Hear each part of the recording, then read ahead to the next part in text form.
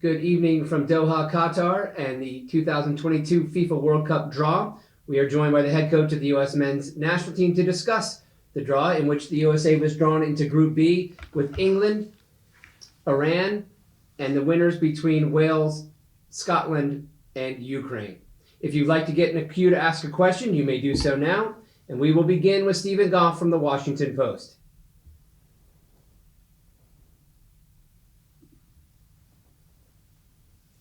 Hey, Greg, I'm sure it's been a whirlwind 48 hours for you. Wanted to see what your reaction is, what pathways you see to getting through, and your general thoughts on this big moment. No, it was great to take part in it. Really, when you think about just what a big event the World Cup is, and then dial it back to the draw. I mean, they did it. It was massive. It was a huge event, really well done, and really exciting. Exciting to be with all of the coaches and talk to some of my colleagues, and then obviously see the draw. And it was amazing to get England in our group. I think that's a game that always has a lot of attention around it because of England and their fans and their established place in soccer. And then we have Iran, which is a difficult opponent, given they've finished first in their group in qualifying in Asia, the first Asian team to qualify, besides Qatar. Scored a lot of goals, dangerous team, and then the unknown of Scotland, Wales, or Ukraine. And Scotland and Wales are pretty similar in terms of how they're approaching the game, but then Ukrainian is completely different. So some challenges there, but overall positive. Looking forward to competing. Next will be Brian Strauss from Sports Illustrated. Thanks, Michael. Hey, Greg, good to see you again. Hey, Brian. On the surface, it seems like you and Gareth Southgate may be kind of kindred spirits in a way, presiding over sort of a generational change. You guys both care a lot, talk a lot about culture, care a lot about culture. What's your relationship with him like? And do you kind of see some despite the status of the individual teams in some ways in the world, you see some similarities between the way you guys approach things? No, absolutely. And, Gareth was the first person I reached out to outside of former U.S. coaches. And the reason why is because I saw a lot of synergies or similarities between, the team that he took over and the team that we took over. We knew it was going to be a new generation of players coming through. We knew we were going to be working with a very young group. I thought it was important to establish a strong culture within the team. And I picked his brain early on in 2018 even, end of 2018. As soon as I got hired, my first trip over, I met with him and we talked at length, and we stayed in touch ever since then. I consider him an excellent coach and have a lot of respect for what he's done with the program. Next will be Doug McIntyre from Fox. Thanks, Michael. Greg, you kind of alluded to this in your opening comment there. You play England second. There's a chance you play Wales or Scotland.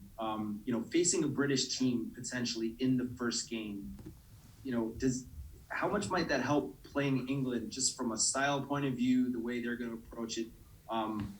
Curious if you could touch on that. Thanks. I think England has a ton of quality, right? Their team, is 5, 6. If you look at their right backs alone, I mean, it's insane. Right, you start with Trent Alexander-Arnold, you go to Trippier, you go to Kyle Walker, you go to Reece James. I mean, you're going Wan-Bissaka. They have 5 right backs that are playing at some of the biggest clubs in the world. So they're a different animal as far as I'm concerned in their player pool depth. I also think their style of play has evolved a lot, and so I wouldn't make too many comparisons. Wales is a solid team. We played them before. You guys saw that friendly, and they were a difficult team. They were missing Gareth Bale in that game and a couple other players. So that's going to be a difficult game if Wales happens to go through. And Scotland is always difficult with their spirit and the way they approach the game. And then, as I mentioned, Ukraine is a totally different type of opponent. But we want to get off to a good start in the World Cup. That's always key is doing well in your first game. So we'll be prepared and try to win the first game. We'll go to Ron Blum from the Associated Press. Hi, Greg. Iran. If you look at it, the political implications of a matchup against Ukraine and drawing attention to the game, is that good or bad for you guys, or neutral? And playing the first day and having probably 6 days of training with the whole group, assuming a bunch of guys have Sunday games, is that hard to deal with? Or given what you've had the last 7 months, is that simpler to deal with? Well, it makes it easier that we did it the last 7 months for sure, but it's challenging. You know, when I was talking to some other coaches, they were hoping they were in the later groups, that they got up to 12 days of preparation before their first game. So I think it does make a difference. It's not the end of the world. We are used to it, and you have to deal with what comes your way.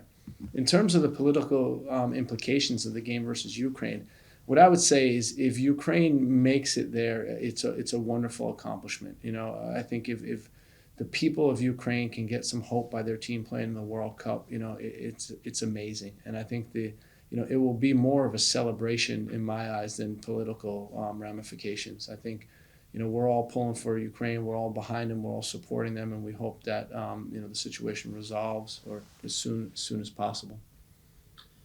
We'll go to Paul Tenorio from The Athletic. Thanks, Michael. Hi, Greg. Hopefully my Wi-Fi holds up okay. I'm down here in Costa Rica still, so it's a bit shaky. You got stuck, or you're visiting family? I'm visiting family. Nice. Enjoy. You just rattled off the right back depth chart, 5 deep for England. I think it speaks to the familiarity that Americans have with English football, the access to the Premier League. You also have players playing over there. You have Eunice and Anthony, who grew up in that system and are familiar with those players. How much does that familiarity help, not just in preparing perhaps tactically for you, but in maybe taking away any sort of intimidation factor that might exist with such talent, that might have been there against a Brazil or an Argentina or France, and maybe isn't as strong against England because of that familiarity? Thank you. I think that's a good point, Paul. I really do. Most Americans are familiar with all of England's squad. I think it puts a bigger target on England's back because they're the biggest league in the world and they have some of the most famous players in the world. Some of our players are playing in the Premier League, are playing alongside these players, are teammates with these players. Others are competing against them. So overall, I think it's a positive draw. I mean, it's not taking anything away from the quality. They still have a ton of quality. They're still a really well coached team, and they're still a very good team. But I think that does help somewhat that you're very familiar with them. Next will be Grant Wall. Hey, Greg, good to see you. I hope you're hanging in after all the travel. Thanks, Grant.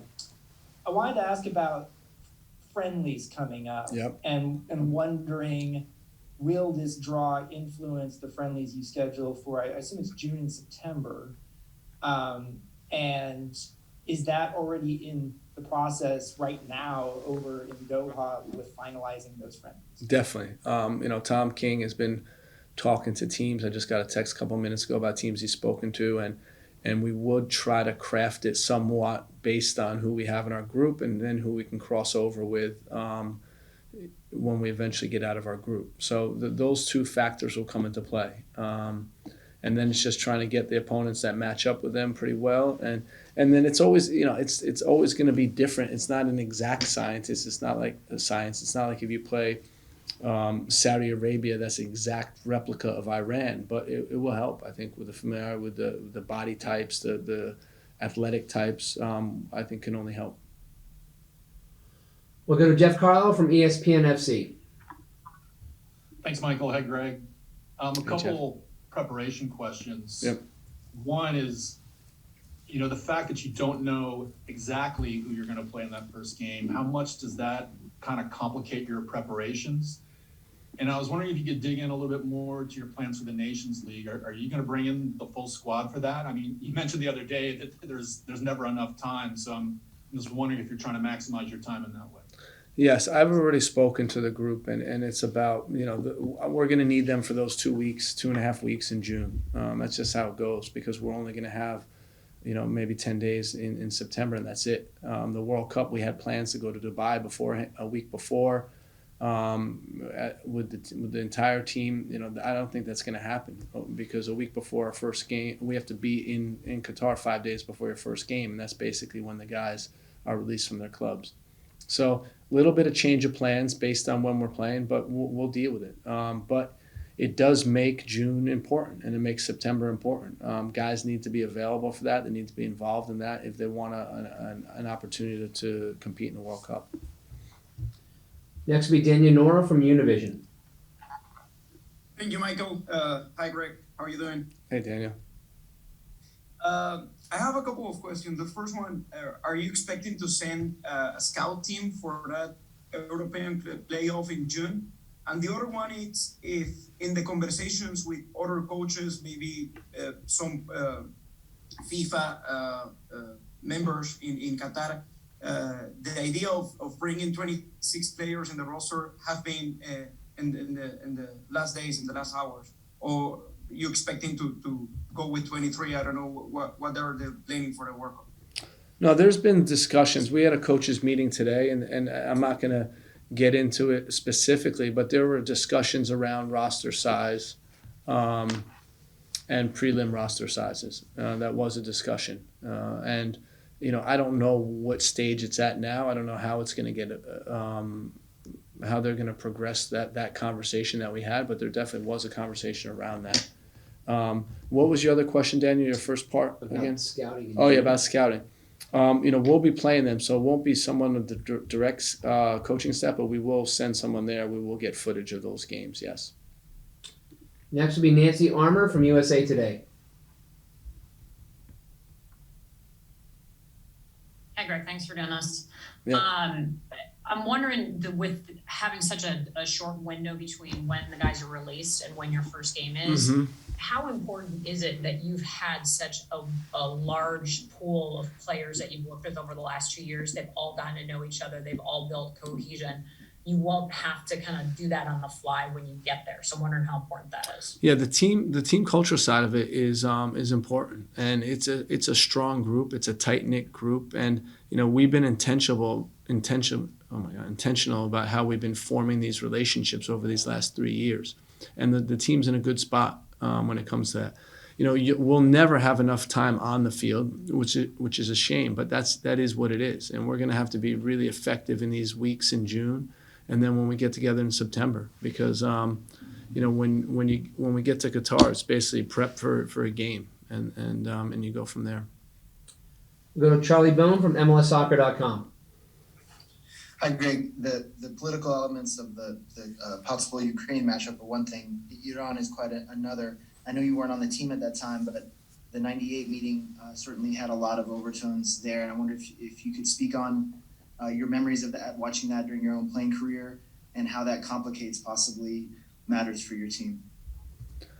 Yeah, I was asked at length about that with the international press just a while ago in the mixed zone. And, I remember that well. I was actually doing a commentating for a Dutch TV station when I was in Holland. I ended up being an alternate on that team and went to the pre-camp and didn't go to France. But I think the point is that was, I think, the first time we competed against them. Michael, is that correct?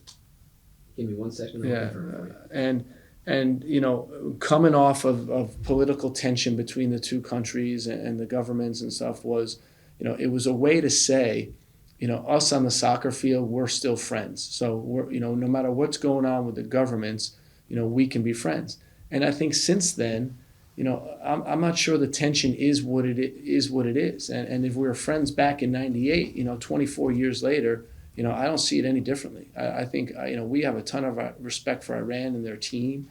And, we don't see them as rivals. We see them as colleagues and two teams that are competing in the World Cup and trying to do well for their country in the World Cup. Thanks. Yep. Greg was correct. That was the first time that we played against Iran. Thank you for fact checking that, Mike. I wasn't going to get it wrong again. Next will be Jonathan Tannenwald from the Philadelphia Inquirer. Thanks, Michael, and thanks, Greg. I should say the seat at the table here for Nancy while I'm sitting in Minneapolis. you know, it's about England. You mentioned it a little bit at the top. You know, the cultural resonance that English soccer has in this country, popularity of the Premier League, popularity of the English national team, in a lot of ways even more than American soccer in some ways. You know that as well as anybody, I'm sure. You know, what is it going to mean for you to lead the United States against England in the Men's World Cup? And, you know, I realize you don't want to put a ton of on the bulletin board, but maybe say a little something, you know, be able to stick up for soccer in this country a little, you know? Yeah, no, I mean, that's exactly right. You know, you hear Jesse Marsh and some of his comments about what he has to go through, and you know, I think at some point it's almost like too much, right? You know, you're an established coach, you do really well, and you know, and you're not treated like that. Whereas if he was from somewhere else, from Portugal, for example, he'd be treated completely differently. And Bob Bradley the same way. You know, I know that there is a lot of respect for American soccer, but I think this is an opportunity. For sure, this is an opportunity for us to show what we're made of. And, you know, they have a good team, but so do we. We have a young team. We have an athletic team. We have a team that doesn't have a lot of fear. And, you know, that it's going to be a great game. And I think even for the fans, you know, to be so familiar with their players, their household names, and then to see us match up against them, I think will provide some context. And it'll be, I think, really interesting for the fans as well. Thanks. Yeah.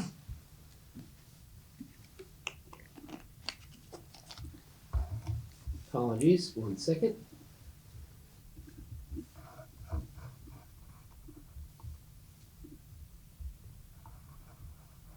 Lost my list here for a moment.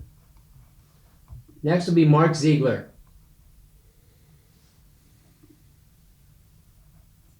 Hi, Greg. I wanted to ask you, your first two opponents are European teams. Obviously, you don't know the first one, but the second one will be European as well. The United States has historically struggled against European teams in the World Cup. I think the only win since 1990 is against Portugal. You know that. You were there.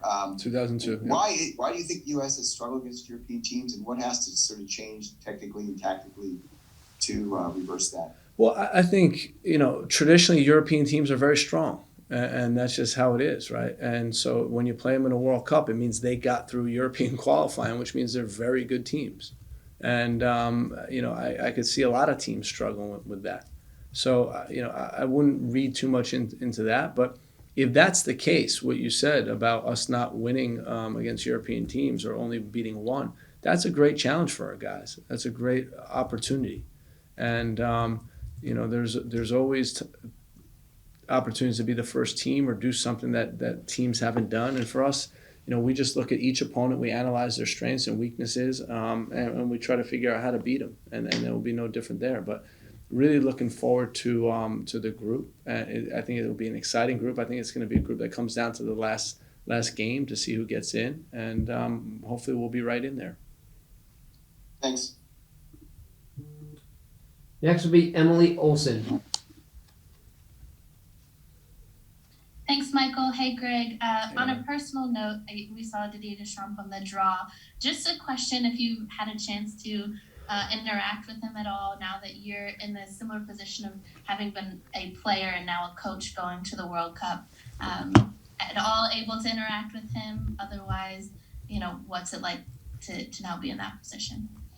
No, we were, you know, we just had a coaches meeting for 2 hours where we're all interacting, and he was in it, and it was nice to get to talk to him and see him.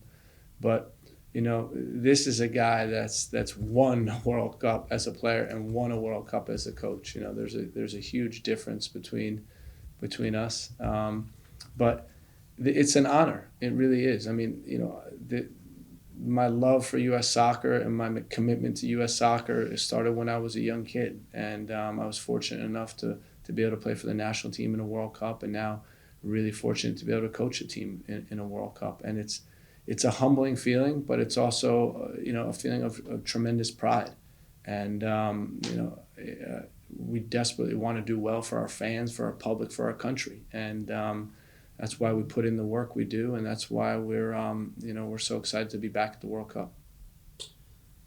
We'll go to Paul Kennedy from Soccer America.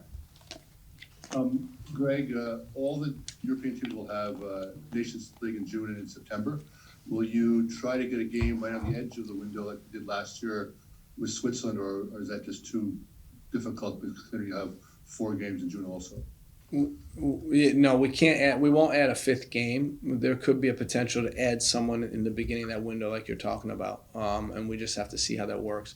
The issue is going to be we're going to be stateside, and it's just figuring out the opponent. There's a good opportunity to play a strong South American team, and then trying to figure out what that next team looks like, whether that's an African team or an Asian team to kind of round it out. So.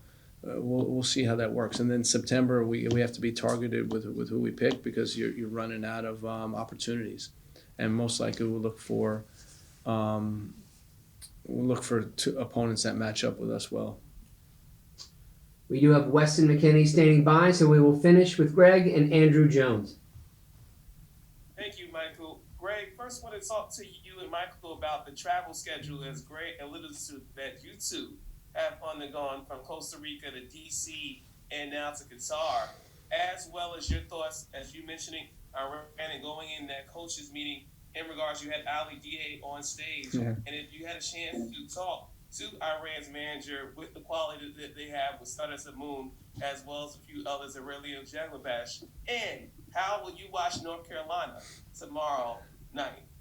Andrew, that's the elusive 3-part question. We've never had that before. Well done on that. That's amazing. Ibis would be proud. Yeah, you one-upped Ibis.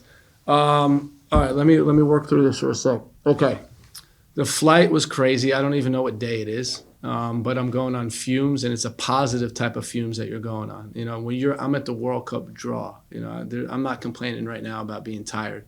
We're super excited. It was great just interacting with everyone and going to that coaches meeting and being involved, seeing how FIFA works with their events. They absolutely do a first-class job.